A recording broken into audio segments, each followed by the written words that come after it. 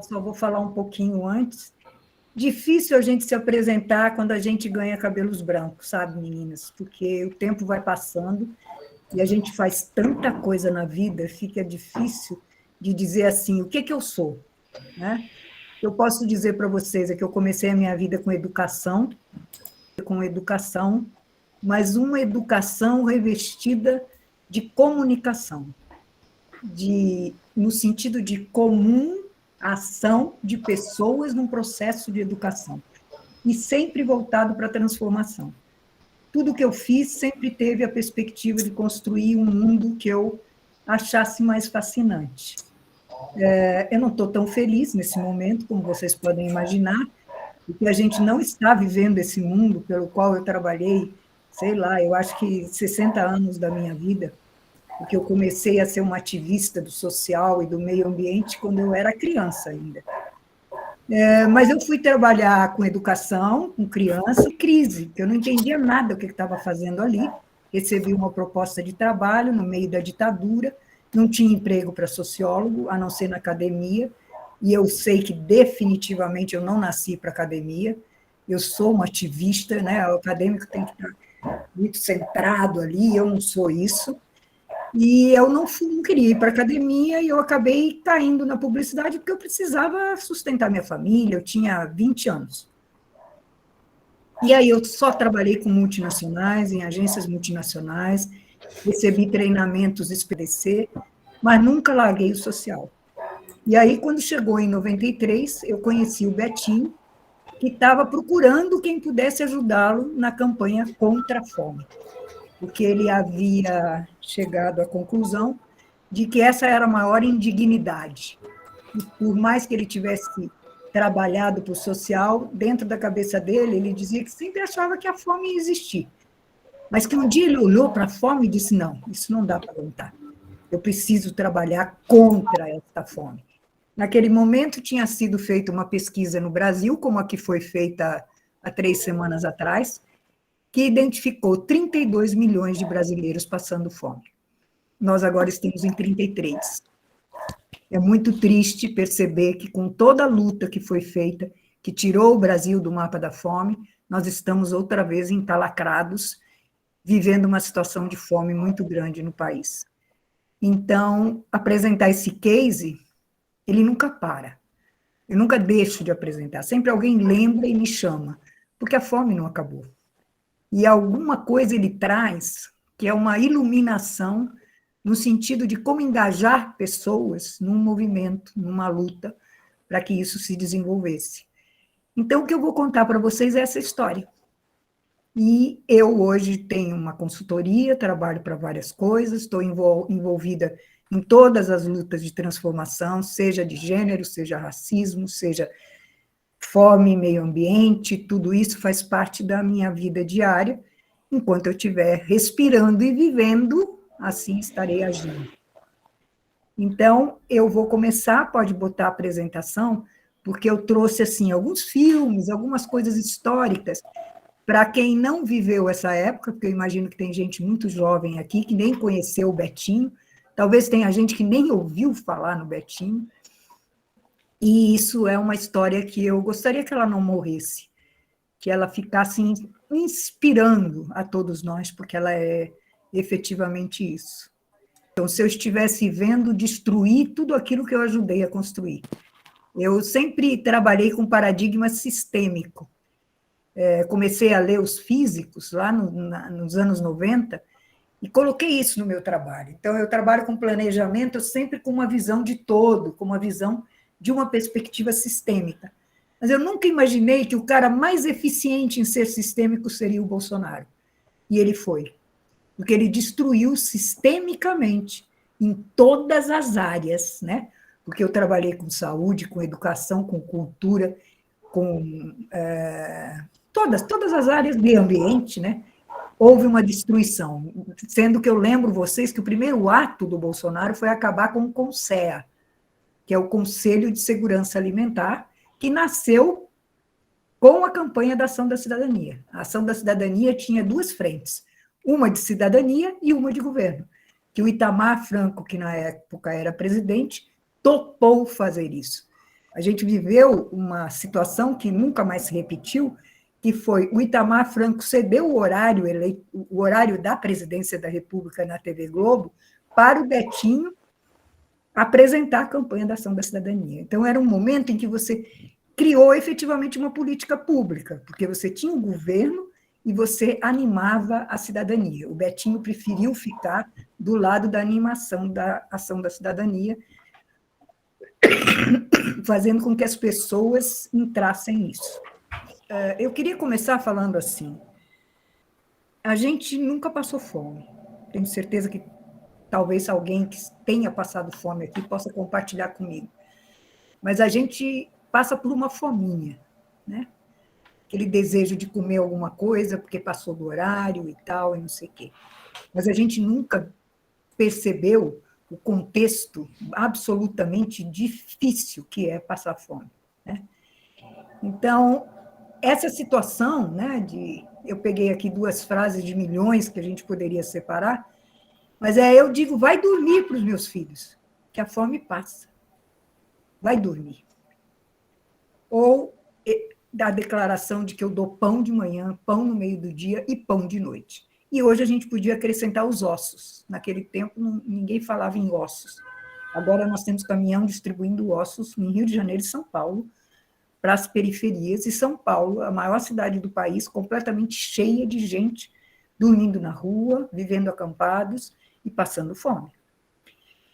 Ou seja, parece que a situação ainda é pior do que era em 93. Pode ir, Helena. E a gente tem um paradoxo absurdo nesse país, porque ao mesmo tempo que a gente fala em fome, a gente tem um agronegócio que alimenta o mundo inteiro, e temos o paradoxo da obesidade infantil, onde as crianças, a partir do momento que as empresas trabalham uma alimentação completamente cheia de sódio e de açúcar, você tem situações como essa, né? Crianças, e a pandemia só acirrou isso, que ficam sentadas no sofá, ou de frente do computador, ou ligadas no celular, comendo coisas que... Eu lembrei da Helena agora, porque a Helena, quando as crianças eram pequenas, ela criou o Dia da Porcaria dos filhos dela. Então, eles comiam essas porcarias só no sábado. Tinha, assim, umas 2 horas no sábado para eles comerem porcaria. Mas é isso, né? Não se come comida de verdade. Um dos projetos que eu trabalho é a alimentação como ação política, no sentido de que os jovens precisam entender o que é se alimentar, ter consciência alimentar.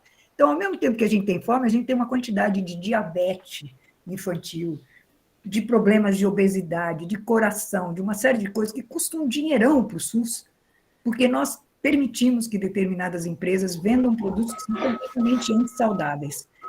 Então, tudo isso faz parte dessa loucura que a gente vive aqui. Pode ir, Helena. Então, nós vivemos nesse paradoxo horroroso.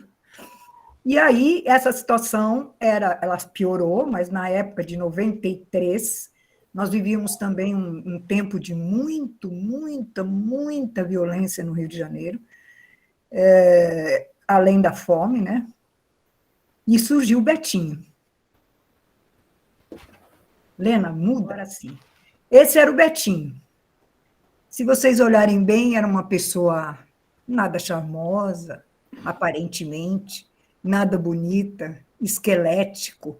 Foi a vida inteira um cara de criança já muito doente. Ele nasceu com... Ele teve tuberculose, numa época que não tinha remédio para tuberculose, então ele viveu preso no fundo do quintal, e ele era hemofílico, ele e os 2 irmãos. E os 3 morreram por uma transfusão de sangue envenenado, porque na época ainda não existiam os cuidados para a prevenção do sangue na AIDS. Essa era a figura, uma figura frágil, mas quando abria a boca e quando você conseguia olhar no olhar dele, você aprendia coisas. Na realidade, a Ação da Cidadania começou com o Collor, e com a briga do Collor ter feito todas as barbaridades que fez, que foi um presidente que sequestrou a poupança do povo, e o Betinho criou uma campanha. O Betinho era assim, tem problema? A gente tem que mobilizar as pessoas. É assim, se ele tivesse vivo agora, a gente estaria na rua, com certeza. Então, o Brasil tem fome de ética. e passa fome em consequência da falta de ética na política. Então, ele lançou o movimento pela ética na política. E esse movimento se desmembrou para chegar à ação da cidadania.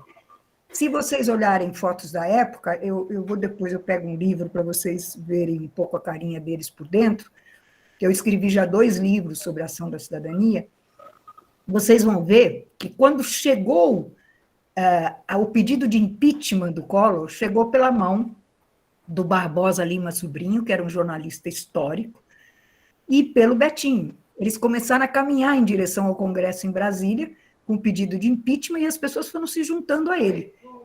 E a gente conseguiu que isso fosse efetivado, tá? Então, nasceu daí o movimento da ação da cidadania. Pode ir. Nasce a ação da cidadania, que surge em 93, baseada numa estratégia completamente pioneira, completamente inovadora de mobilização, porque apelava para a solidariedade. O que você queria das pessoas era solidariedade. Eu brincava com o Betinho, porque o nome da ação da cidadania era Ação da Cidadania contra a Fome, contra a Miséria e pela Vida. Aí eu dizia assim, Betinho, isso é nome de tese de mestrado. Não dá para botar um produto na prateleira com o nome Ação da Cidadania contra a Miséria e pela Vida, né? Aí a gente criou esse logotipo. A Ação da Cidadania, a ação bem grande em cima do prato, e o resto todo embaixo, porque o Dom Mauro Morelli, que fazia parte do movimento, não queria que cortasse o resto do nome da Ação da Cidadania. Então, a gente deu destaque para a ação, botou o resto em volta, e era, na realidade, a solidariedade. E o Betinho teve uma ideia fantástica. Como que eu vou vender solidariedade? Como é que eu vou vender solidariedade para as pessoas? Como é que elas vão se organizar? Ele teve a ideia de criar comitês. Se algum de vocês já trabalhou em vendas, sabe o que são os vendedores de uma ideia. Os comitês eram os vendedores de uma ideia. E a coisa era tão louca que a gente dava o briefing para eles pela televisão, porque a Rede Globo de televisão entrou na campanha. Apoiou e veiculou 35 comerciais da Ação da Cidadania, completamente de graça. Foi um momento que eu achava que eu estava sonhando. Esse momento de agora, eu penso que eu estou num pesadelo, mas aquele era um momento que eu achava que eu estava sonhando. Então, a proposta era a seguinte, não dá para viver do jeito que a gente está vivendo, com 32 milhões de pessoas com fome. Vamos identificar o que a gente pode fazer, vamos nos reunir, seja na escola, no clube, da sua rua, na sua empresa, onde quer que você possa se juntar a outras pessoas, e forme um comitê da cidadania. Na época, eu criei o meu comitê. O meu comitê era o comitê de marketing da ação da cidadania. E eu reunia na minha empresa todas as pessoas que trabalhavam com marketing, com comunicação, ou dentro de empresas, com eventos, com RH, com áreas como essa, que a gente se reunia. No começo era uma vez a cada 15 dias, depois que começou a pegar fogo, era a cada semana, onde a gente criava as estratégias, aprovava os filmes, às vezes os filmes nasciam da cabeça de criativos, porque a gente convocou para o nosso comitê todos os publicitários do Brasil, da Bahia, de Recife, de qualquer lugar, que queriam trabalhar. E, com isso, criavam ideias, traziam ideias. E também apoiavam a todo mundo que quisesse fazer, por exemplo, uma competição na piscina. Né? Então, era um evento de competição na piscina que você levava um produto que nasceu aí e que existe até hoje, que é o quê? Alimento não perecível. Não existia essa ideia. Venha ver esse evento e traga 1 quilo de alimento não perecível. Isso nasceu aí. E essa foi uma forma de fazer as pessoas poderem participar. Era muito simples. Eu não precisava me sacrificar horrores. Eu podia dar um pacote de açúcar, 2 quilos de arroz. E aí isso moveu a ponto da gente ter 5.000 comitês pelo Brasil e todo mundo recolhendo alimentação e comida para entregar para isso. E, evidentemente, o Betinho foi para as empresas também, pedir que as empresas participassem. Pode ir, Helena. Na realidade, o Betinho tinha as ideias. Então, por exemplo, o slogan "Fome tem pressa", quem tem fome tem pressa, foi uma ideia dele. A gente escutava e dizia assim: isto é a melhor propaganda que eu posso fazer. Né? A gente identificava a criatividade dele e transformava aquilo em peças de comunicação que iam embora. E, às vezes, era a gente que tinha ideia, né? Como alguns comerciais que vocês vão... Comerciais, spots, que vocês vão ver aí. Pode ir, Helena. Então, essa é a marca que, depois de alguns anos, ficou marcando a ação da cidadania. Vocês veem que tem um prato vazio. Essa foi a imagem que fortemente ficou na cabeça das pessoas, né? Quem tem fome tem pressa, que foi o slogan mais... Até agora, todo mundo repete essa frase, vocês escutam muito isso. Pode ir, Helena. Bom, aí nós tivemos a ideia, que vocês vão ver muito trabalho ser feito, todo ano tem. Na realidade, em 2014, desistiu-se de fazer o Natal Sem Fome, porque não precisava mais, nós saímos do mapa da fome, por incrível que pareça. Os comitês começaram a identificar que era hora de fazer o Natal com brinquedos, que era fazer com livros, com outras coisas e não comida, mas hoje o Natal Sem Fome voltou com a força total. Inclusive, nesses anos de pandemia, se vocês entrarem no site da Ação da Cidadania, vocês ficarão espantados de ver a quantidade de doação de alimentos, de toneladas de alimentos que foram doados pelo Brasil inteiro, porque a Ação da Cidadania tem uma penetração por causa dos comitês. Quando, em 2014, eles desistiram da fome, eles me chamaram para eu apresentar o que tinha sido a Ação da Cidadania, porque existiam 250 comitês ainda, e que eles, muitos com jovens que não tinham conhecido Betinho, que não sabiam da história. Então, o que me impressiona nesse case é que ele, definitivamente, ele vive, ele não morre, ao contrário, ele cresce, ele se autoalimenta, ele tem alguma magia qualquer que faz com que seja um movimento que só engaja pessoas, né? Talvez quando vocês saírem daqui e entrarem nesse site que o José Wellington já botou ali para me ajudar, vocês vão ver a quantidade de movimentos que tem. E aí em Recife tem Comitê da Ação da Cidadania, aliás, tem vários. Pode ir, Helena. O que aconteceu em termos de comunicação? Porque aí, para mim, foi a sensação de eu poder provar aquilo que eu acreditava. Eu acreditava que, com comunicação, a gente podia tornar as pessoas mais conscientes, transformá-las e torná-las ativistas de suas causas, porque causa tem que causar. Se eu tenho uma causa, pode ser a de manter os animais vivos, eu preciso trabalhar para aquilo com comunicação. Eu preciso sensibilizar outras pessoas. Se eu trabalho contra o racismo, agora eu estou feliz, porque o racismo explode de comunicação. Então, nesses anos, mudou muito, mas naquele momento, a gente ainda trabalhava com ONGs que tinham muito medo de se comunicar, porque todos eram oriundos de serem expulsos durante a ditadura. Então, quando eles voltaram, eles queriam trabalhar sossegado, com pesquisas econômicas, pesquisas sociais, mas eles não queriam falar em comunicação. E eu, a doidinha, queria fazer eles fazerem comunicação. Quem me deu essa chance foi o Betinho, porque ele entendeu que ele só poderia fazer esse movimento para a fome se tivesse muita comunicação. Então, a gente juntou muitos publicitários criativos trabalhando nisso, e criou o Natal Sem Fome, que é uma data de varejo. O que acontece no Natal? A gente fica mais mole, a gente brincava e dizia que fica mais mole. Então, vamos fazer no Natal que as pessoas se sensibilizem para não deixar as pessoas não terem Natal, né? Não passarem fome durante o Natal. Pode ir.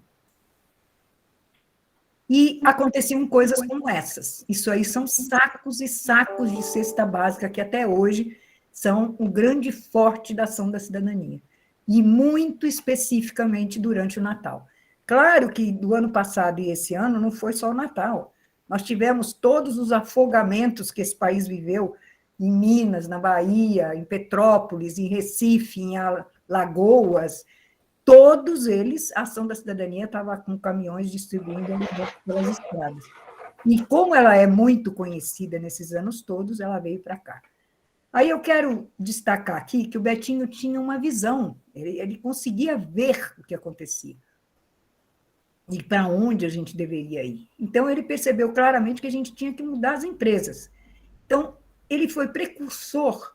Isso não existia ethos, se vocês hoje conhecem o ethos, não existia GIF, que são duas organizações bastante importantes, uma que veio trabalhar a responsabilidade social junto às empresas, que foi o ethos, e uma que começou a reunir as fundações empresariais, que foi o GIF. Os dois existem até hoje, mas nessa data não existiam nenhum dos dois. Então, nós fizemos esse anúncio, que eu acho fantástico, empresário, onde é que você está quando o país precisa? Esse anúncio podia ser publicado hoje. Espanta é a atualidade das peças, né? E criou-se o balanço social. O que é o balanço social? A gente hoje faz relatório de sustentabilidade, né? Já teve várias fases. Antes só se fazia relatório financeiro. Aí o Betinho começou com a seguinte pergunta: quando a gente fala de empresa, a gente não fala em razão social? Qual é a razão social dessa empresa? Ela existe para quê? Só para o lucro dos associados, dos acionistas? Ou ela existe porque ela tem também alguma missão perante a sociedade? E aí criou-se o balanço social. Foi a primeira vez que se contava quantas mulheres trabalham na empresa, quantos negros trabalham na empresa, qual é a diferença salarial das mulheres. Isso foi 96, 95, por aí. E a empresa podia se cadastrar no IBASE, que era o ONG do Betinho, para ganhar esse selo de balanço social. Então, olha a visão de futuro que hoje, o que significaria isso? O ESG. Né? O ESG vem responder essa mesma questão aqui. Nós precisamos estar respeitando o papel da empresa na sociedade. Muito precursor. O José Wellington colocou uma coisa engraçada. Azusa presente, eu vejo um museu de grandes novidades. É isso aí. É isso aí, queridos. Isso dá uma certa tristeza para pessoas como eu, que estão quase indo embora, né? E que pensa, meu Deus do céu, será que um dia vai explodir e a gente vai ver essas coisas permanecerem ou vão ter que nascer muitas vezes aqui para a gente lutar por essas causas?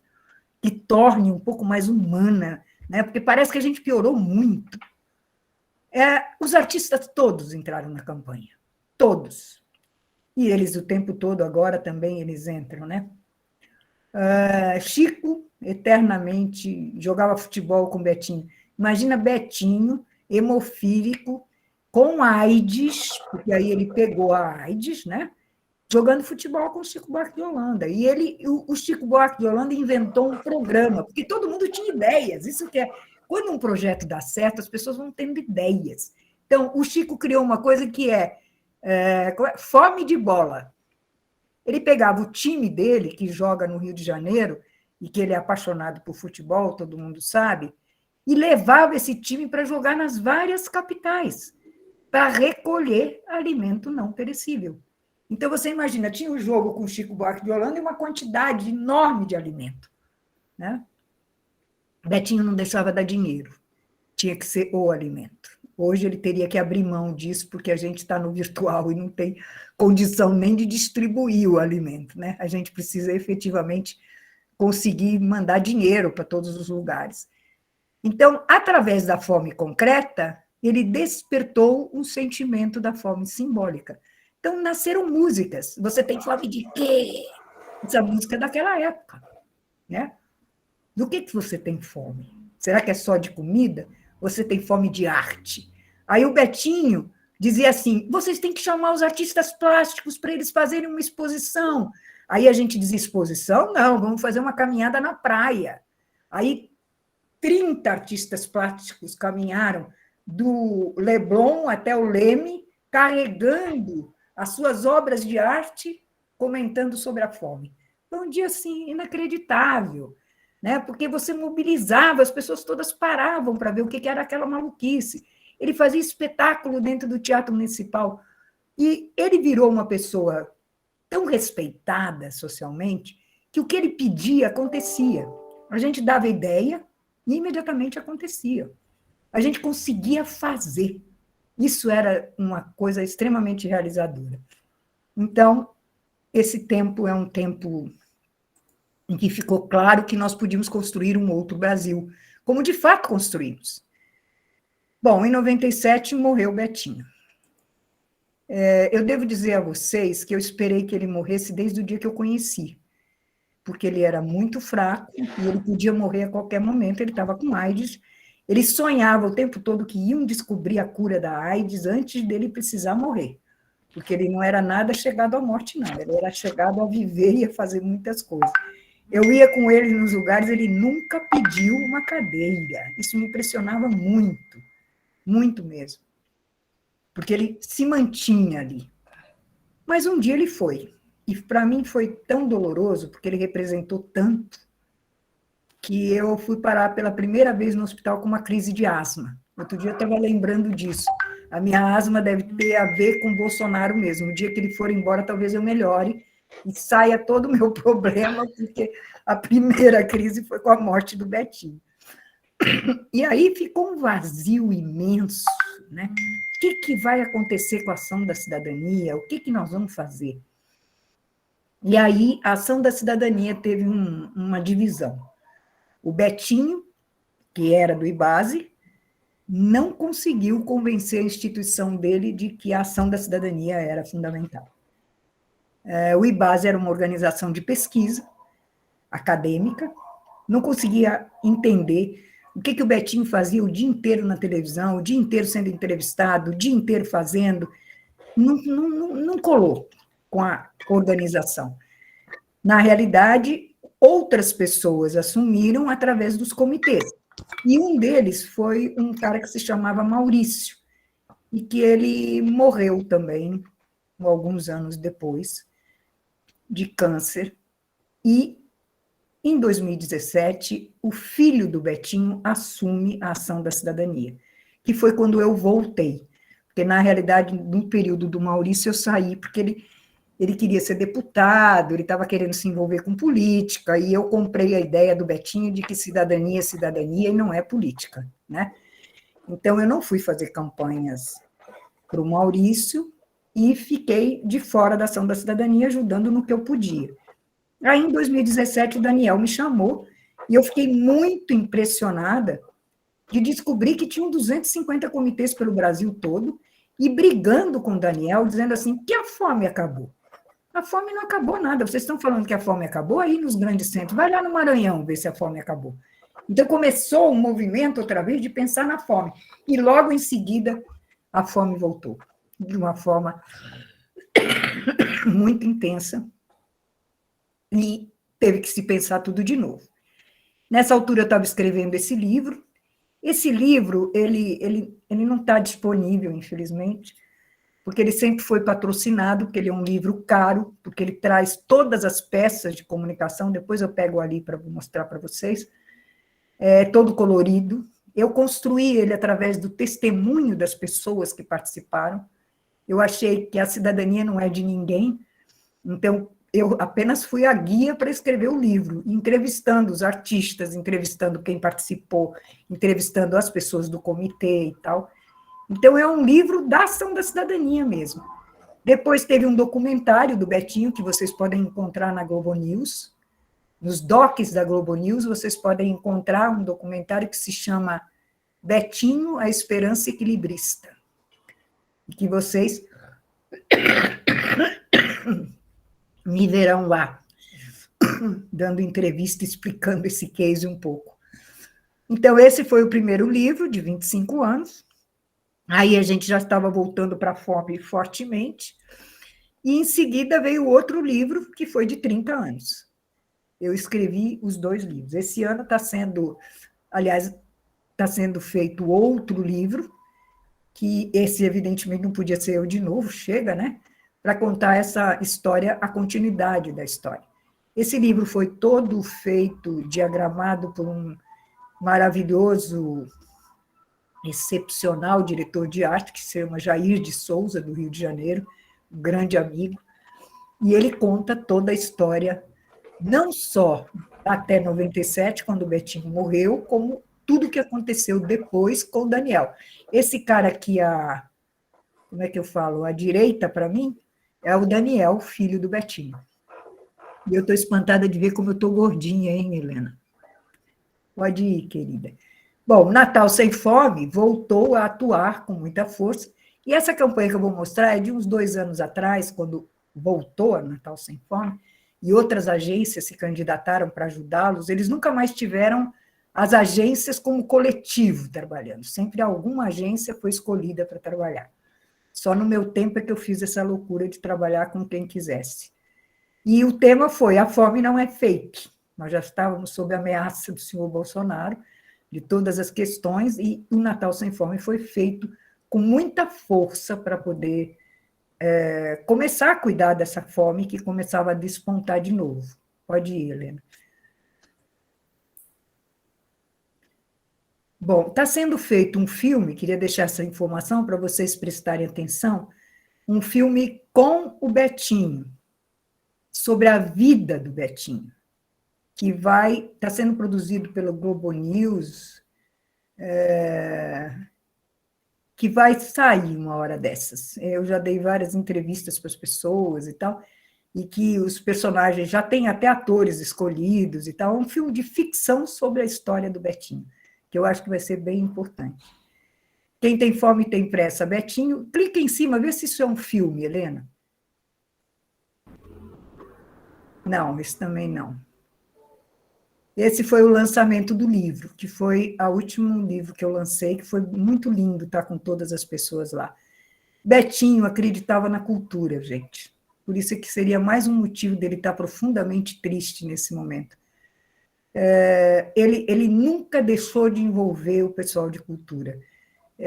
Eu assisti a uma reunião inesquecível no Assírios, que é um bar que tinha no Teatro Municipal do Rio de Janeiro, com todos os artistas. Eu acho que ali tinham todos os importantes artistas de novela, de cinema, de teatro e tal, que foram lá dar apoio para ele, todo mundo disposto a gravar filmes comerciais, e também fizemos um espetáculo de 4 horas no Teatro Municipal para assinar o contrato da cidadania. Esse contrato da cidadania, você assinava que por 2 anos, por exemplo, você ia apoiar alguma organização, certo? E todas as pessoas fizeram um esquete sobre a fome. Me lembro de coisas assim fascinantes. Isso não foi filmado. Na época, a gente não tinha essa coisa tão forte como tem hoje, né? Isso deve ter sido em 95, 96, e foram espetáculos belíssimos, né? Você tinha atores que só vestiam aquele cobertor de rua, sabe? De pessoas que estão vivendo na rua, aquele cobertor que a gente usava para passar a ferro. Então, assim, as pessoas contribuíam criando cartazes, criando filmes. Eu me lembro de um filme só que a gente rejeitou, que a gente não usou, porque era por uma fusão. Um cachorro estava comendo num pratinho a sua ração, fundia para aparecer uma criança negra. Esse a gente não deixou veicular.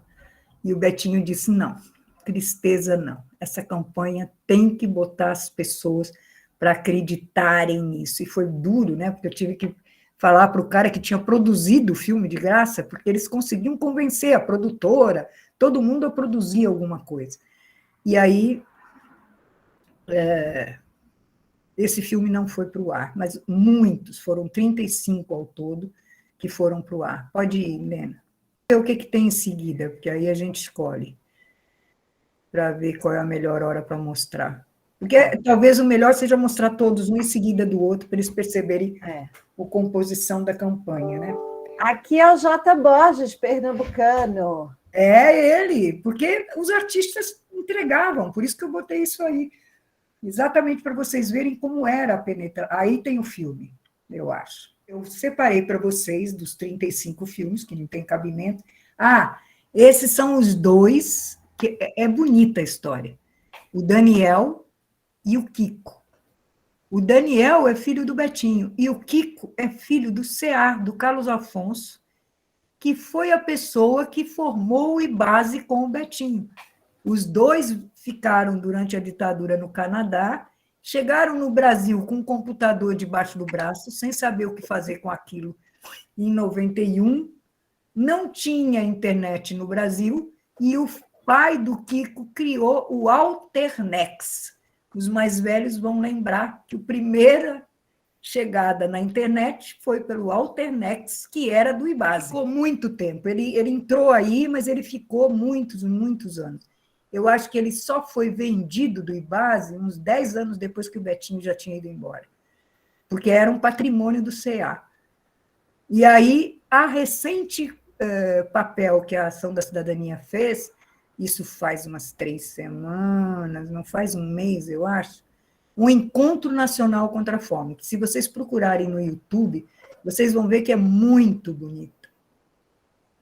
Tem 2 coisas que eu recomendo para vocês muito. Esse aí e o LED, o Festival LED, que eu vi a semana passada também sobre educação, que não pode ser deixado de ver, não. Eu estou adorando José Wellington, eu vou levar ele por todos os lugares que eu for na minha vida. É maravilhoso, ele é o meu par. Eles foram entrevistados, deu em todos os canais de televisão esse Encontro da Fome, mas a ideia da campanha me entristeceu, porque eu não acho que a gente consegue ter a força que teve com a primeira, que é a seguinte: 15% dos brasileiros está passando fome. Então, eles resolveram fazer uma campanha, que ainda nem entrou no ar, mas que vai falar sobre doe 15%. 15% do seu tempo, 15% do que você come, 15% do que você ganha, 15% de qualquer coisa, mas de qualquer maneira, doe 15%. Não tem a força do comitê, não tem a força do coletivo, do juntar as pessoas para fazer as coisas juntas. Eu não tenho essa receita, eu não sei o que eu faria, mas eu sei avaliar que não vai resultar no que eu gostaria que resultasse. Zé Wellington levantou a mão, eu quero ouvir o Zé Wellington, eu quero ver agora eu vi. Eu estou sem câmera, professora, só me ouvir. Zé Professora, eu Wellington. tenho uma dúvida. Esse evento, o Encontro Nacional contra a Fome, ele de alguma forma ele foi inspirado no Live Aid? Não sei. Esse Live Aid foi um evento que aconteceu contra a fome na Etiópia. E eu estou fazendo a pergunta porque eles são relativamente um próximo do outro, né? Pode ser. Um aconteceu em 85 e o outro aconteceu em 89. Interessante. É interessante. Na realidade, a fome está insuportável no mundo, né? São 800 milhões de pessoas, se eu não estou enganada, que passam fome no mundo. Eu sou ruim para números, sou péssima. Quando tem mais do que 3 zeros, eu me perco. Total. Primeiro, que é o de lançamento, para vocês entenderem como chegou a Ação da Cidadania. O segundo é um filme com Caetano Veloso, que eu acho mágico, que poderia entrar no ar hoje. Embaixo eu não consigo ver, porque meu computador... É o da Beija-Flor. É o Betinho. É mais recente. Não, Agora, não é mais recente, foi não? feito antes dele morrer. Eu levei ele para o tá. Parque Lage. Vocês já devem ter escutado falar de Eu Só Estou Fazendo a Minha Parte. Não escutaram? Aham. Se repete milhares de vezes. Isso veio de uma fase da campanha que eram parábolas. Era Caetano, Gil, Chico, Tom Jobim e Betinho. O Caetano, vocês vão ver o filme. O Gil era lindíssimo, porque ele chegava no meio de uma montanha e falava... Na internet tem, mas é que eu não trouxe todos. José Wellington põe daqui a pouco todos. Ele dizia assim: vocês estão vendo aqui? E o filho disse: tudo isso será meu pai? Ele disse: não, isso não será seu. Você receberá emprestado. É perfeita a construção de poder, de o que você é como líder de uma cidade, de um país e tal. O do futebol era o Chico dizendo assim: ninguém joga futebol sozinho. Não se joga futebol sozinho, que também era trabalhar o coletivo, né? E, na verdade, Nádia, isso traz o conceito que hoje a gente tem dos influenciadores, né? Exatamente. Porque você só contrata um influenciador por uma determinada causa social se ele de verdade fizer aquilo. Ou seja, o Chico jogava futebol e todo mundo sabe. Quando você contrata um influenciador qualquer só porque ele é famoso e não tem uma associação com a causa, dificilmente você vai conseguir não resulta. mobilizar pessoas, né? Se você não resulta. Não há possibilidade. Era eu fazer propaganda de maquiagem, por exemplo. Não dá, entendeu? Nunca vai dar.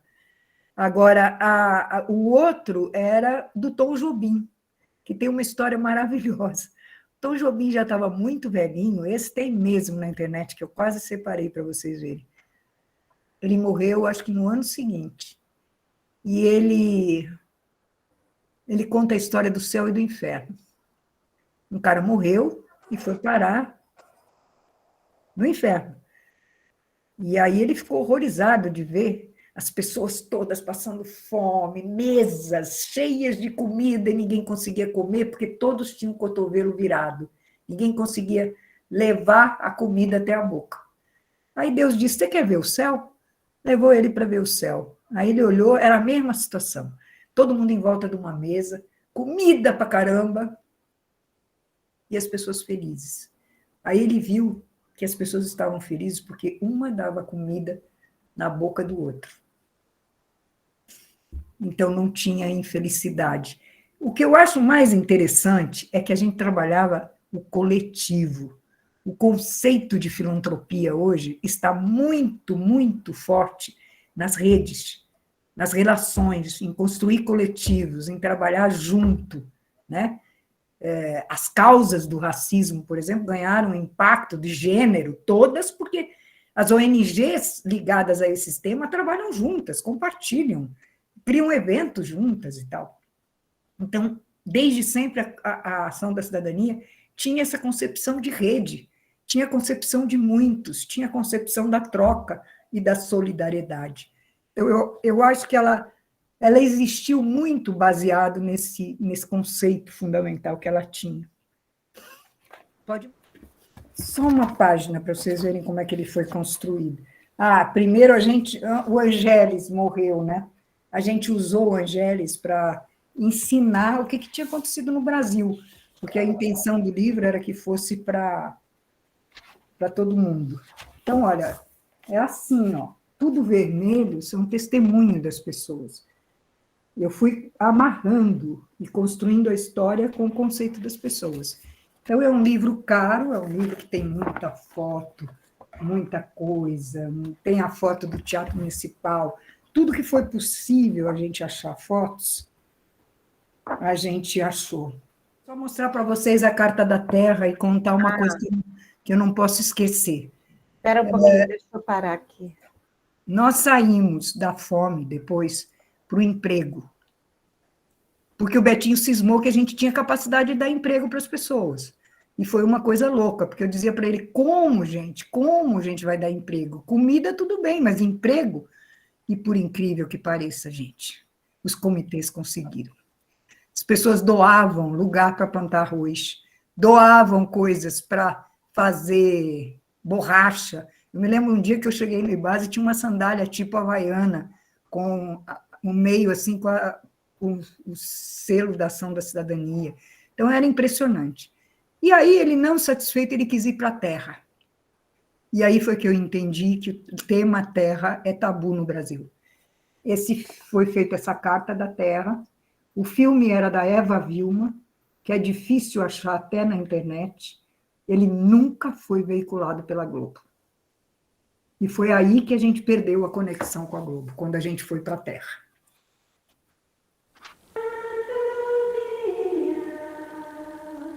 Prato do dia de 32 milhões de brasileiros. Fome. Não dá para esquecer. Bom, então, eu estava contando para vocês que a gente conversou com Newton Bonder. Quem conhece ele? No Instagram, muita gente hoje conhece, porque ele está muito ativo, né? Que ele escreveu A Alma Imoral. Pois é, a gente foi conversar com ele, porque um dos criativos, eu trabalhava muito com o Jair e com o Pedro Feyer. E o Pedro Feyer era judeu e muito devoto do Newton Bonder. A gente teve uma reunião com ele e ele nos contou parábolas. Então, essa parábola do céu e do inferno foi uma ideia do Newton Bonder. A parábola do beija-flor, que virou uma coisa importantíssima, porque até hoje todo mundo fala do beija-flor. Todo mundo fala que está fazendo a sua parte, né? Naquele tempo a gente ia dizer, virou um meme, né? Se fosse hoje. Então, esse do Betinho não queria fazer um comercial, foi muito difícil convencê-lo. E a gente levou ele para o Parque Lage, no Rio de Janeiro, porque a gente queria uma floresta para ele contar a história do beija-flor, e ele acabou deixando gravado, mas ele estava já muito afetado pela doença, e foi muito forte a presença dele nesse filme do Beija-Flor. E o do Caetano é porque a história é muito forte, vocês vão ver. Pode tocar os dois. Então, tá bom. Vou soltar ele. Texto. Tá. E vejam a assinatura final. Muito longe daqui, havia um país muito rico. Rico, mas corrompido pelo egoísmo e pela indiferença do seu povo. Nesse país vivia um homem que ia todos os dias durante muitos anos para o meio da praça tentar convencer as pessoas a mudarem de atitude, a lutarem contra as injustiças. Quase ninguém ouvia. Um dia, um viajante que passava por ali lhe perguntou: há anos eu passo por aqui e vejo você lutando para tentar modificar as pessoas. Por que você continua? O homem respondeu: é simples. Se eu desistir, elas é que terão conseguido me modificar. O que somos é um presente da vida para nós. O que nos tornamos é o nosso presente para a vida. Não é lindo? Agora, pense o seguinte, esse filme não poderia entrar no ar hoje. Eu vou escrever para o Daniel que todos esses filmes podem entrar no ar agora e que, quem sabe, isso não ilumina através da presença do Betinho de Novo Mundo. Isso é muito forte. E o do Beija-Flor nem dizer, né?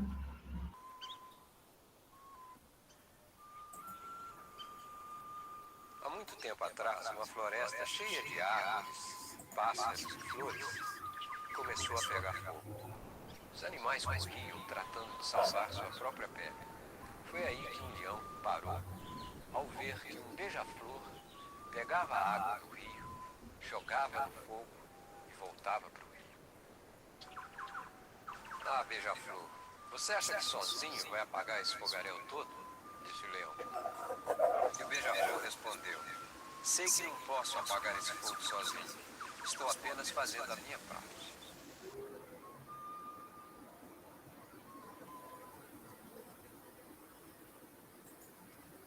Uma coisa, uma curiosidade. Se esses filmes entrassem no ar, evidentemente recompostos tecnicamente, para recuperar uma qualidade que a gente tem hoje e não tinha naquela época, o que vocês sentiriam se visse o filme do Caetano no ar? Ou do Betinho? Olha, eu acho que iria provocar uma grande emoção nas pessoas, porque é um filme de um grau de humanidade, de simplicidade, e que toca um tema que todo mundo conhece, né? E muita gente padece desse mal. Então, eu acho que é belíssimo, muito bonito. Então, vale a pena fazer isso. Eu acho que hoje, tudo que vier diferente, por exemplo, hoje fala-se pouco de parábolas, né? Ou seja, de histórias em que as pessoas se identifiquem com essa história.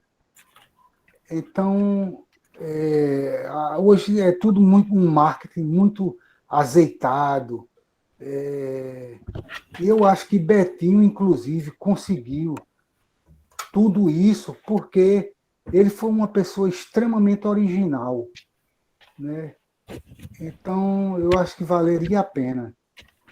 E eu até me lembro e nunca me esqueci disso, porque não só na questão, porque Betinho era um homem brilhante, ele era uma cabeça pensante, ele era um cidadão, ele sabia enxergar, falar com os olhos do povo, vamos dizer assim.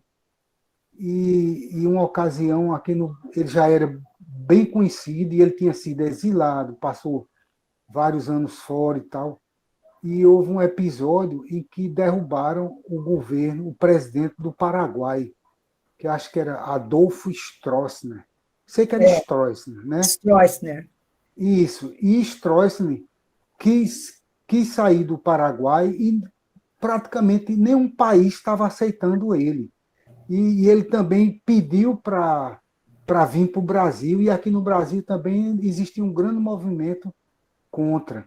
E Betinho, como um grau de profunda humanidade, fez uma coisa que ninguém imaginaria que ele faria. Ele disse, olha, tem que ser dado o asilo a essa pessoa, aí elencou os motivos, né?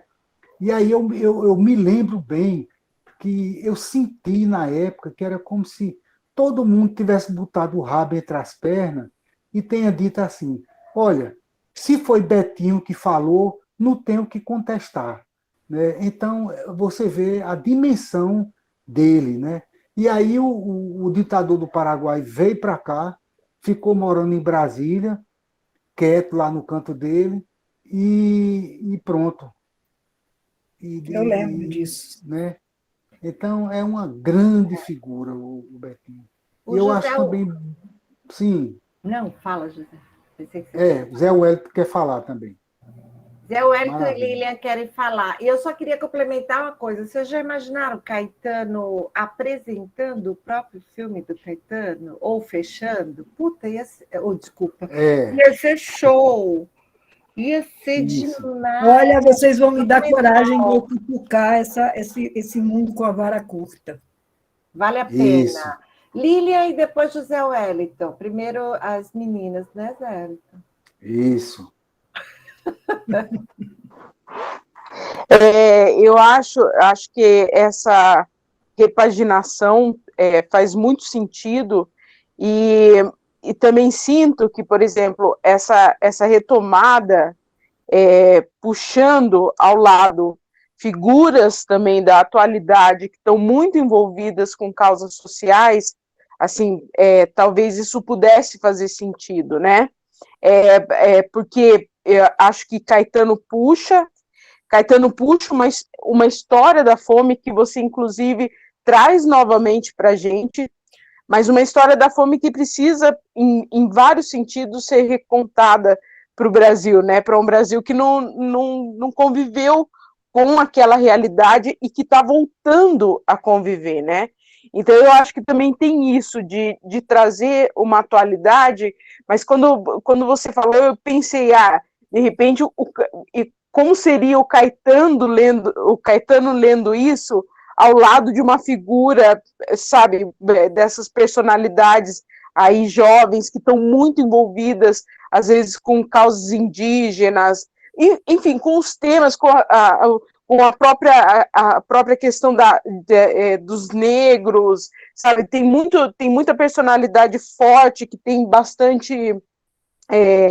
que tem um papel importante dentro de determinadas causas, né, e que poderia também trazer um pouco dessa ideia, né, lendo lado a lado, de que a fome, nesse momento, nesse contexto, também não tem lado, né, e que no momento em que tudo tem lado, em que tudo tem polo, né, a fome também não tem lado, né. E quando você falou da questão das organizações, e você citou o exemplo, por exemplo, das mulheres negras, e como isso está trazendo uma outra realidade, uma força para esse debate, eu também fico pensando, retomando um pouco da ação da cidadania, o quanto para a gente, né? Eu era muito jovem quando tive o contato, né? Mas o que acontecia nas outras organizações, a gente de alguma forma mobilizava também. Por mais que as nossas organizações falassem de outras coisas, ou que tivessem outros temas, elas, de alguma forma, elas se uniam, né, ao tema da ação da cidadania, ao tema do combate à fome, independente do que isso, do tema que elas atuavam, né. Então, são coisas que me trouxeram à memória, conforme você foi falando, Nádia, e que faz muito sentido, né? Quando a gente, principalmente hoje em dia, quando eu vejo as organizações, quando você falou a questão dos negros nas organizações, como esses debates hoje fazem mais sentido para os diferentes tipos de organizações sociais.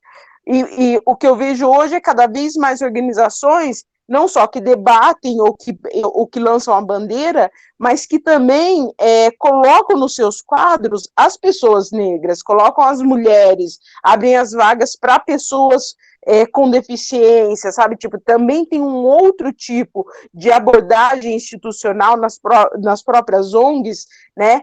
Que procura enfrentar esse lugar de ampliar o debate temático, né, de institucionalizar esse debate temático. Sim. Zé Wellington. Eu estava lembrando aqui, nesse período, né, de 1994, eu ainda era menino, mas eu lembro muito bem o que a gente passou nessa época.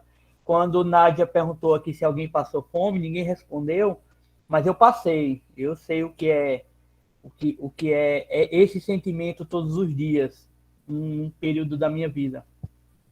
E eu reflito assim, a gente vive hoje dentro de um contexto que a fome, ela não é só de comer, né?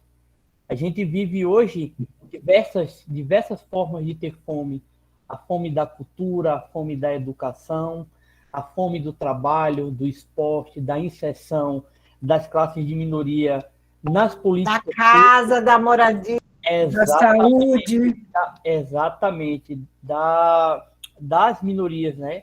Então, o que eu sempre comento, quando eu tenho a oportunidade, é que a gente também não deve esquecer de que existe uma militância muito forte dentro dessas causas, né? Eu sou um militante e conheço muitos outros militantes que estão aí desenvolvendo projetos sociais maravilhosos, que levam comida, por exemplo. Aqui tem um projeto chamado Sopa Vegan, que é um amigo meu que faz, ele leva comida vegana para moradores de um viaduto, né? Então, esses moradores, pessoas que vivem em situação de rua, eles servem essa sopa lá. Isso onde, Wellington? Isso aqui em Natal, no Rio Grande do Norte. Que eu não Então, sei onde assim, você está. eu acho muito importante a gente debater sobre a fome, sobre todos esses processos históricos que acabaram alavancando aí e encorajando outras pessoas a fazerem a diferença, né? Mas hoje a militância, eu vejo a militância muito forte em luta pelas causas sociais, e acho que é isso, a gente tem que estar focado na fome de comida, na fome de educação, na fome de moradia, na fome de espaços das mulheres dentro da sociedade, dos negros, da comunidade LGBT. Eu acho que isso traz muito o que a gente já faz, e a gente pode continuar fazendo, e muitas das vezes a gente não dá valor. A gente acaba achando que não existe trabalhos importantes, pequenininhos, que estão sendo feitos aí no Brasil inteiro, né? Então, existe muita gente do bem aí fazendo coisas boas. Eu acho que isso é muito legal. Gente, vamos escutar. Obrigada, Wellington. Vamos escutar a Geise e depois eu vou repetir o filme do Beija-Flor, que a Célia pediu, que acabou que não repetiu, tá? Meu comentário é bem rapidinho. É só refletindo, né, sobre essa questão da gente, qual seria o impacto, né, de resgatar esse material. Eu fiquei pensando se talvez, né, pudesse fazer uma pequena montagem em que mostrasse esse vídeo original e talvez, né, como tem a figura do Caetano, ele agora fazendo a continuação da fala, muito nessa perspectiva da questão da memória, né? Acho que a Nádia está trazendo para a gente muito essa reflexão, né, do quanto de tudo que a gente já viveu, até porque, como brasileiros, somos reconhecidos como uma nação que parece não ter memória. Então, eu fiquei me questionando aqui, vendo os vídeos que são campanhas publicitárias curtas, né, porque é para passar na TV e tudo, mas se a gente pudesse também trazer à memória, né, toda essa reflexão que há anos vem se fazendo, claro, a gente sabe dos impactos que um mau governo traz, né, e quanto fez com que a gente retrocedesse, mas eu acho que é sempre bom tocar na memória das pessoas, porque senão a gente vai se acomodar de novo, né, se a gente não refletir sobre por que a gente parou, né? Eu lembro de quando se falava, saímos do mapa da fome, muitos investidores saíram do Brasil, né? Foram investir em outros lugares, e aí a gente não conseguiu manter, porque é importante que a nação consiga se sustentar, né? Ser autossustentável, mas não foi possível se manter, e assim a gente, né? São diversas as reflexões, né? Mas eu fiquei pensando nisso, queria só contribuir com essa fala. Eu fiquei pensando numa coisa que a Lília trouxe, da questão do Betinho não representar polaridade, né? E hoje a gente... Não é nem polaridade, é assim, um contra o outro, né? E o Betinho, ele não tinha isso, né? Não, eu vou contar para vocês como é que era a história. Betinho falava com todo mundo, com todos os inimigos. Eu entrei na sala dele e que eu vi ele falando com o Maluf. Aí eu falei, Betinho, você está falando com o Maluf? Ué, se eu não vou falar com eles, como é que eu vou mudar eles?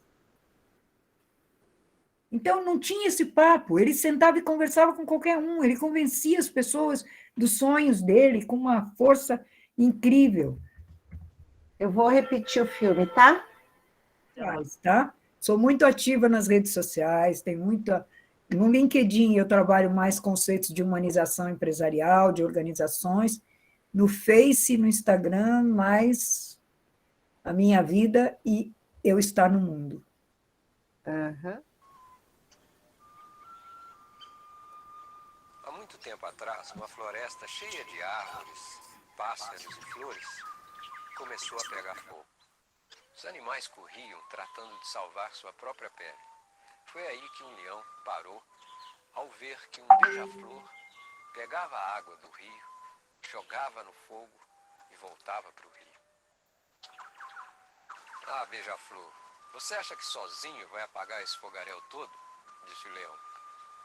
E o beija-flor respondeu: sei que não posso apagar esse fogo sozinho. Estou apenas fazendo a minha parte.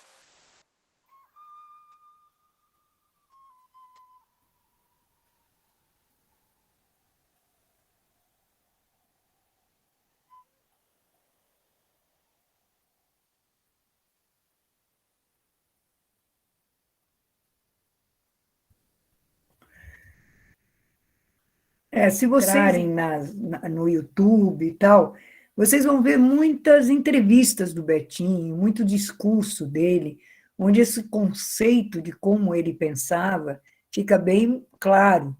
E é impressionante, né? Como ele, na realidade, ele era um sociólogo, ele tinha um jeito de ver as pessoas, o coletivo, o quanto deveriam participar, e ele tinha um jeito de ser muito transparente. Teve um momento que ele recebeu dinheiro da mulher de um bicheiro no Rio de Janeiro. Descobriram isso e tentaram cancelá-lo. Hoje a gente diria isso, né? Foi tão impressionante. Nós passamos 2 dias desesperados para saber como é que ele ia escapar disso. E ele tranquilo. Aí ele acabou dando uma... Eu quero falar com a imprensa. Como assim, Betinho? Mas o que você vai falar? Eu vou falar para a imprensa. Aí ele chegou para a imprensa e disse, sim, aceitei o dinheiro dessa mulher do bicheiro. Sabia que era a mulher do bicheiro. Não fiz de ingênuo. mas eu estava vendo morrerem pessoas com AIDS pela cidade do Rio de Janeiro toda, e eu tinha que fazer a BIA, porque ele criou uma outra ONG que se chamava BIA, que era contra os aidéticos e tal. Porra, ninguém mais falou nada depois, porque ele foi de uma sinceridade tão grande, de uma clareza tão grande, que ninguém mais teve como brigar com ele. Eu conheço a Bia, não sabia que ele tinha fundado a Bia. Nossa, foi ele. Ele foi muito ativo contra a AIDS, muito. Naquele momento era um horror, né? A gente perdia muito amigo de AIDS. A gente parece que esquece, pensa no Covid agora, não, mas a gente já viveu uma tristeza muito grande. Claro que não nesse volume que foi o Covid, porque o Covid atingiu um volume muito maior de pessoas, mas tinha muita dor, porque muitos que morreram naquela época eram artistas, eu, pelo menos, que trabalhava em publicidade, tinha uma quantidade de homossexuais muito grande na minha área de trabalho, perdi grandes amigos. E um Betinho, né, que foi contaminado pelo Estado. Você imagina a mãe do Betinho que perdeu 3 filhos, por isso que a história, ver o filme dele é importante. Ele deixou, acho que 80 horas gravada contando a história do Brasil. Então, nesse documentário que está lá na Globo News, tem parte do que ele deixou gravado utilizado. Porque ele adorava conversar, contar história, entender o Brasil, fazer as coisas. Tem, inclusive, a imagem dele chegando da volta do exílio, emocionadíssimo. Um dos irmãos dele era o Renfil. Alguém tem aí a referência do Renfil? Que era um cara, um cartunista, extremamente importante. E o outro era um músico. Eu falo muito com o filho dele hoje, porque o Chico eu não conheci. O Renfil conheci, mas o Chico não. E o Renfil, recebendo ele no aeroporto, foi uma coisa assim incrível, né? Aquela música, A Volta do Irmão do Renfil. Vocês conhecem. Uhum. Ele realmente entrou na história desse país muito fortemente, né? Gente, o seguinte, 20 horas e 36 minutos. A gente pode abrir para algumas perguntas. E eu tinha combinado com a Nádia também para ela contar um pouco de como surgem essas ideias numa cabeça de uma pessoa de comunicação, de publicidade. E sempre que eu aprendi com a Nádia lá atrás, um jeitinho bem simples de fazer isso. E vocês tinham me pedido para entender um pouco sobre plano de comunicação, plano de mobilização. Então, vamos ver se alguém tem alguma pergunta. Se não, eu vou para a minha pergunta.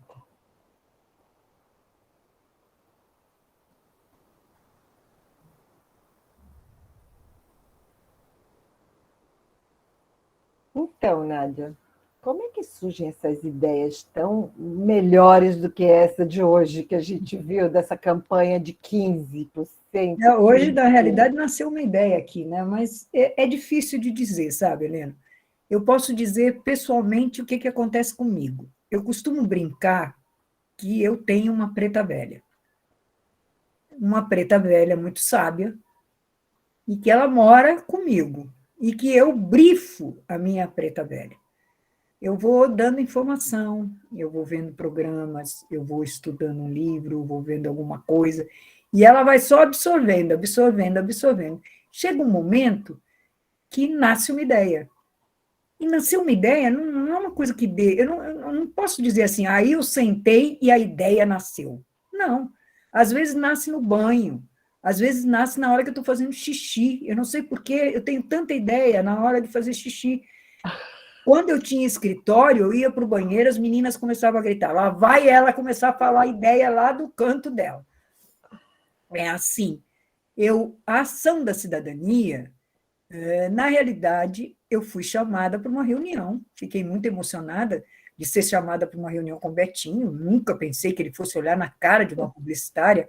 Aliás, eu já tinha estado numa reunião sentada do lado dele, eu estava grávida, e ele perguntou meu nome, eu disse Nádia, aí ele disse, você trabalha com o quê? Eu falei, sou publicitária. Ele não olhou na minha cara o resto do dia, sendo que a gente passou na mesma sala, sentada ao lado do outro o dia inteiro. Na hora que eu fui embora, eu me lembro até onde eu estava no Rio de Janeiro, ele saindo perto, assim, aí ele virou e falou assim, mulheres grávidas ficam lindas, né? E eu fiquei pensando, putz, grila, eu encontro um cara que eu acredito tanto, e a única coisa que ele tem para me elogiar é que eu estou grávida. Eu querendo usar a comunicação para transformação, isso meu discurso desesperado, e ele nada. Passou-se um tempo, ele me chamou para uma reunião. Então, eu entendi que, de alguma maneira, ele tinha prestado atenção no que eu era, uma publicitária, pelo menos, em conflito, né? Que pensava no social, que tinha algum interesse por alguma coisa.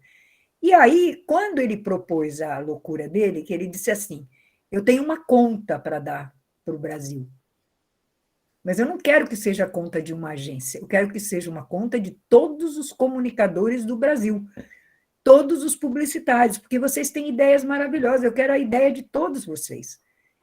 E aí me veio uma coisa clara, eu vou escrever um planejamento, vou apresentar isso para os publicitários e convocá-los para juntos fazermos alguma coisa.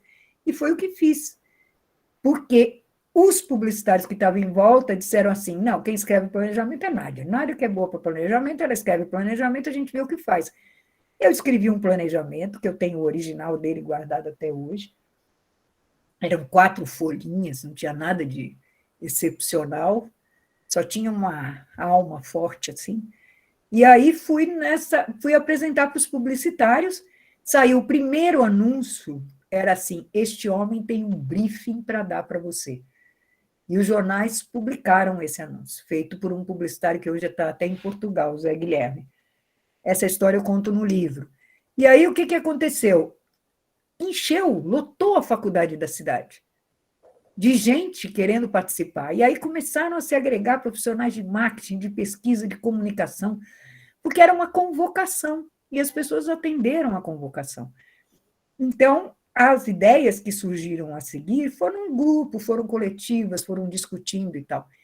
E quando eu criei aquela campanha Onde Você Guarda o Seu Racismo, que foi a primeira campanha de branco sobre o racismo, acho que é a única, né? Porque não tivemos mais nenhuma campanha de branco, até porque os negros agora acham que os brancos não devem falar nisso, coisa que eu não concordo, porque eu quero muita campanha para convencer os brancos a pararem de ser racistas.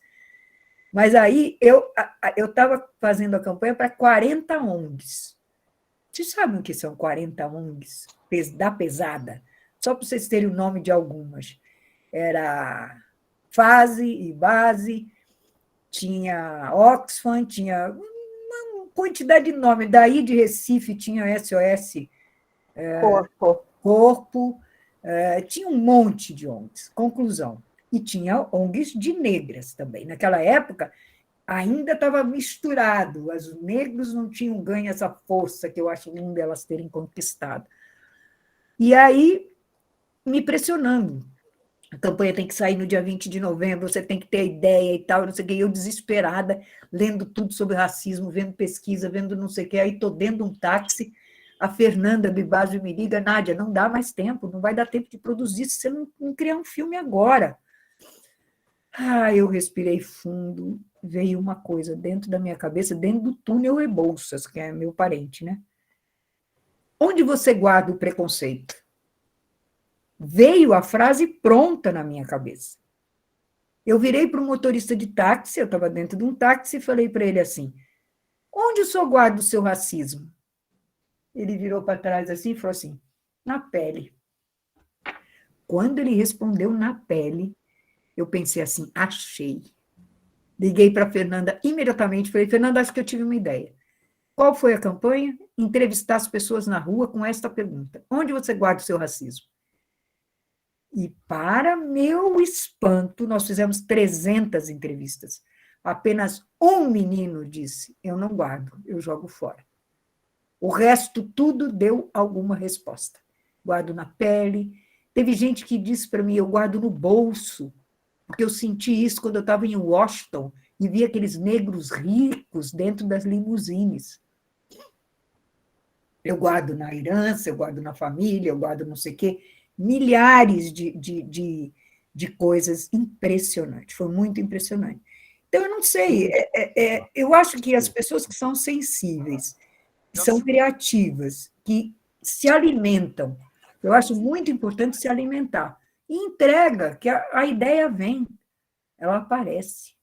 Agora, ela não aparece do nada, ela aparece depois do seu suor, de entender a questão, de ler a questão, de brifar a preta velha. Aí ela dá um jeitinho da ideia chegar. Tem gente que fica angustiada trabalhando, não tem ideia, não sei o que eu falo, entrega ao cosmos. Entrega ao cosmos que a ideia chega. Eu fiquei curiosa de saber sobre essas 4 páginas de planejamento. Você tem na memória assim, o conteúdo disso? Tipo, o que você diria para a gente? Assim, o que precisa ter? O que resultou a campanha, Lilian, que foi um filme de lançamento, depois que você sensibiliza as pessoas não sabem o que fazer. Aí nós lançamos um segundo filme que era assim: você quer montar um comitê? E aí a gente construiu como ele podia montar um comitê. Aí a gente pegou comitês que estavam realizando bons trabalhos, filmou e levou para a televisão, para dar o exemplo e inspirar os outros que não estavam conseguindo fazer.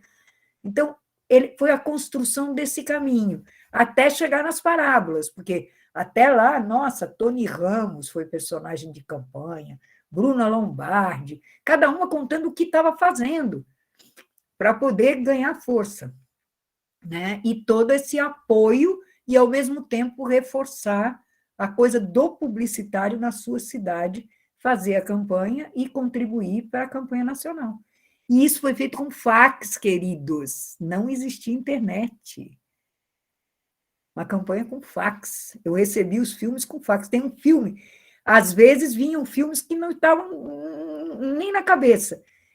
Tem um da cebola, que eu acho maravilhoso, que aconteceu aí ligado ao Recife, que uma mulher estava comendo seio na porta do hospital. Essa foi uma notícia que eu nunca vou esquecer na minha vida. Esse menino tinha dito que não acreditava em campanha, que achava que sempre alguém estava querendo ganhar fama para fazer campanhas sociais e tal, não sei o que. Fui bem rejeitada por ele. Meu amigão. Aí, nesse dia na matéria que saiu no Globo e tal, e não sei o que, ele me telefonou. Fiz um filme, Nádia. Fez um filme, Toninho? Fiz, para Ação da Cidadania. Falei, nossa, mas você me apresentou tanto descrédito aquele dia que eu fui na Artiplan. Ele disse, mas a história do seio me tocou. E aí ele escreve, ele põe uma mulher, a matéria sendo passada na Globo, e a mulher está descascando uma cebola. E aí as lágrimas começam a escorrer e ela descascando a cebola. Aí ela, uma hora para, levanta, abre a torneira, lava a mão, e o texto diz assim, e você, vai lavar sua mão? A força inacreditável desse filme de cebolas, né? Outro filme era do vidro que fechava na cara do menininho, que eu e Helena vivemos isso em Recife uma vez, lembra? Que nós não fechamos o vidro, entrou um menino para cada lado para nos assaltar, e que nós demos um esporro tão grande neles que eles foram embora e nem assaltaram nada. Então é isso, gente. O André levantou a mão e a Célia. Estou à disposição.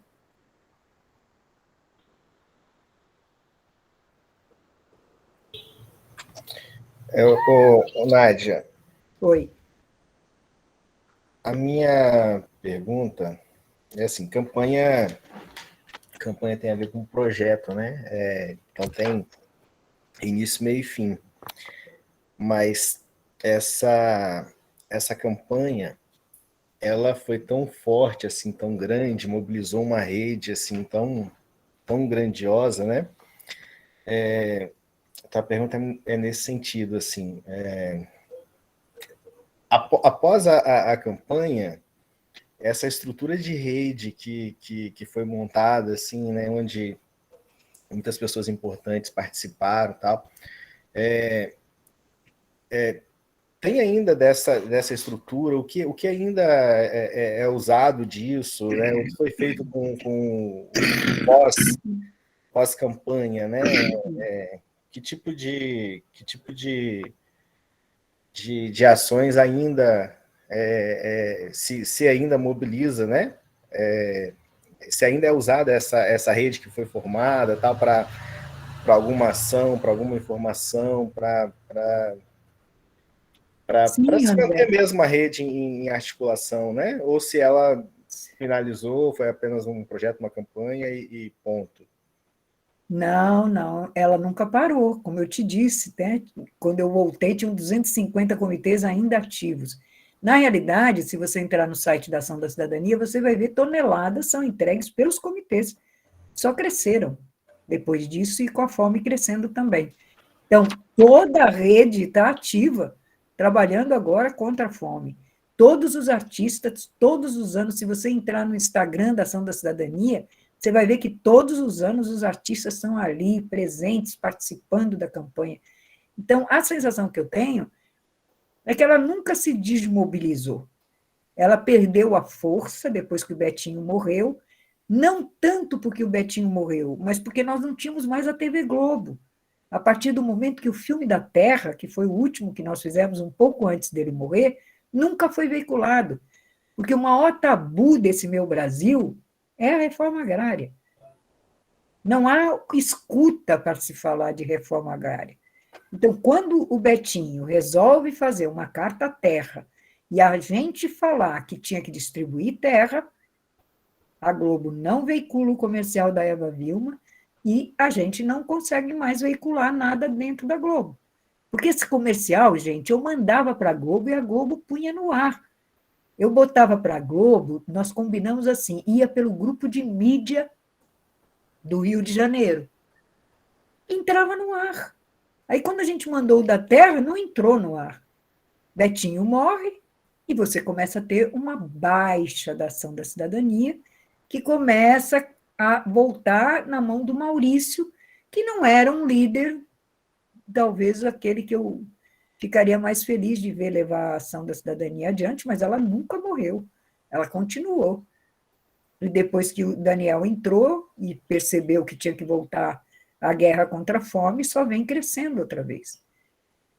Se você olhar, nos últimos 3 meses, todo o Jornal Nacional, Globo News, um monte de jornais dão notícia do Daniel e do Kiko, trabalhando para a Ação da Cidadania. Então, não houve desmobilização total. A campanha nunca parou. Ela sofreu, mas não acabou. Mas, nesse caso, vocês só tinham contato com a Globo, vocês não conseguiam também entrar com outros veículos de comunicação? Eu falo da Globo porque a Globo era um poder muito maior até do que é hoje. Mas as outras emissoras também veiculavam nossos comerciais, os jornais veiculavam. A gente tinha anúncios específicos. Por exemplo, aquele jornal, aquele anúncio da avestruz com a cara enfiada na terra, foi veiculado na Exame. Houve, naquele momento, uma união de todos, realmente.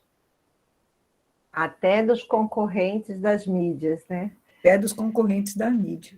Célia. Juliana, desculpa. Deixa só para eu concluir. É porque eu me lembro muito, eu tinha acho que uns 11 anos, em 93 para 94, que a ação foi tão forte, as campanhas que eram em horário nobre, né, que era no horário que toda a família estava reunida, que hoje a gente não vê mais essas campanhas em horário nobre, né, que é o horário que realmente está todo mundo reunido.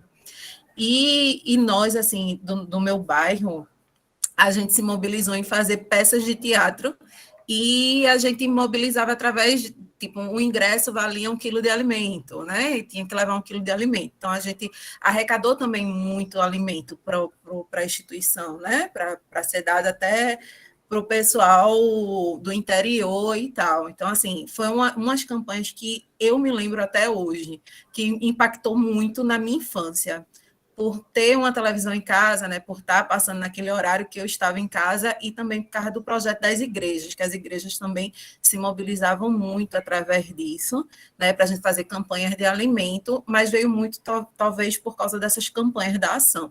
E aí eu pergunto para a Nádia justamente isso, por que hoje, né, assim, os veículos de comunicação, eles não estão trabalhando tanto nesse impacto, né, de mostrar para a gente que precisa.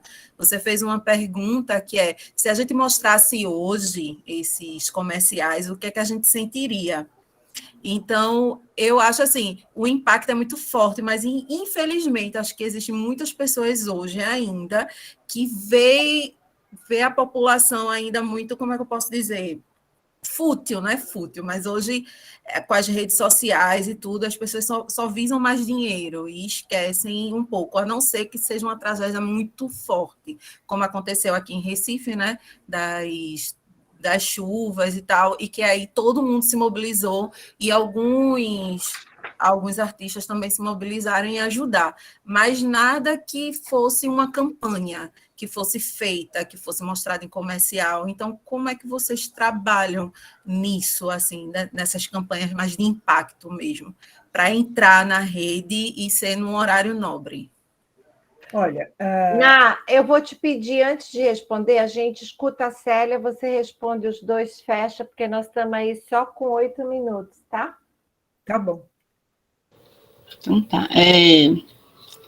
Eu queria. Minha pergunta ser mais com relação. Eu queria uma dica, na verdade, né? A gente, desde o início dessa disciplina, a gente tem falado sobre captação de recursos e a importância da comunicação nesse processo, inclusive como ponto-chave. Hoje você falou também dessa questão do marketing e da publicidade para captação de recursos.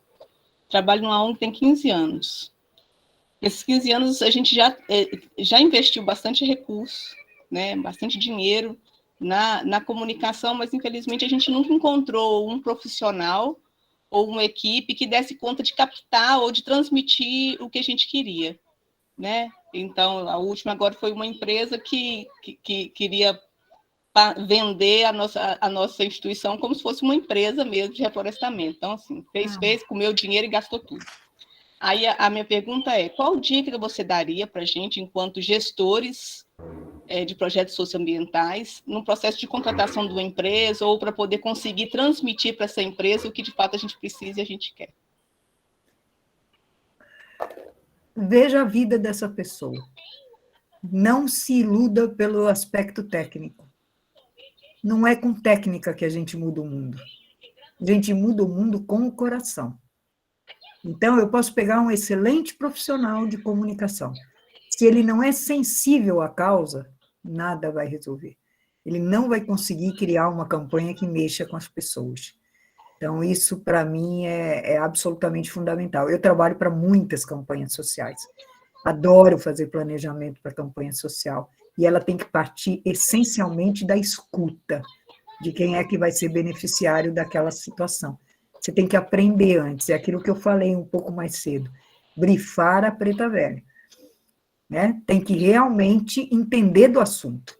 Então, eu vejo muito publicitário que nunca ouviu cantar o galo, ou ouviu só cantar o galo, e sai tendo ideias e se acha ao máximo. Não é isso que vai resolver. Então, o critério para escolher equipes de comunicação é uma coisa bastante grande. E, normalmente, os gestores, líderes das organizações, não dão importância para a comunicação. A comunicação, pelo que eu vejo, ela tem que brigar dentro da organização para ela ser respeitada.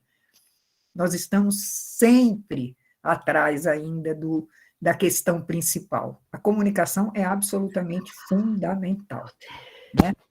Agora, Ju, o que eu queria te dizer é que eu acho que falta líderes. Betinho era um líder.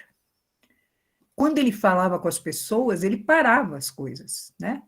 Eu não diria que o Daniel não está fazendo esse trabalho. Ele conseguiu fazer um filme, A Esperança Equilibrista, patrocinada pela Globo News. Agora ele está fazendo um filme sobre a história do Betinho. Ele consegue entrar em matérias, muitas matérias, sobre fome e como eles estão trabalhando, mas não há também uma visão assim. Eu não sei qual seria a reação dele, eu vou até testar, depois eu conto para a Helena. De eu propor dar uma reativada nessa campanha e soltar no ar, porque eu muitas vezes sou chamada de saudosista, porque eu vejo valor nessa história, e que muitos acham que isso é velharia, é igual eu, né? Eu estou velha. É tão óbvio como se descarta coisas que são fundamentais, né? Como tem muita história que não é respeitada. Então, eu acho que falta isso. As pessoas estão mais preocupadas Eu vejo isso até em outras organizações que eu trabalho, em colocar youtuber, em colocar influenciador, né? Mas não está preocupada com o que você vai falar para as pessoas. Você vê que a campanha da Ação da Cidadania, o tempo todo, você está com conteúdo falando com o coração humano daquela criatura, né? Você não está fazendo uma coisa para ser bonitinha, para dar graça, não. O que você vai falar, né?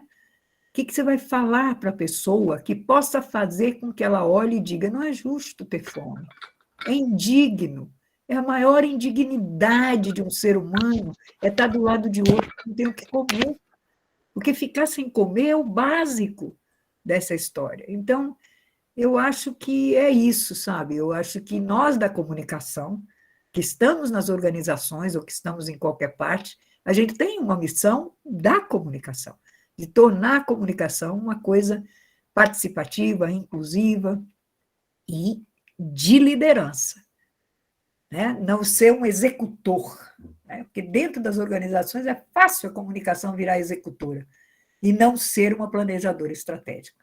Então, onde eu entro para confundir, né? No Elas, por exemplo, que eu estou acabando a minha consultoria agora, foram 3 anos brigando para a comunicação ganhar poder lá dentro. Eu posso te dizer que melhorou muito, mas eu não saio assim, feliz que foi conquistada.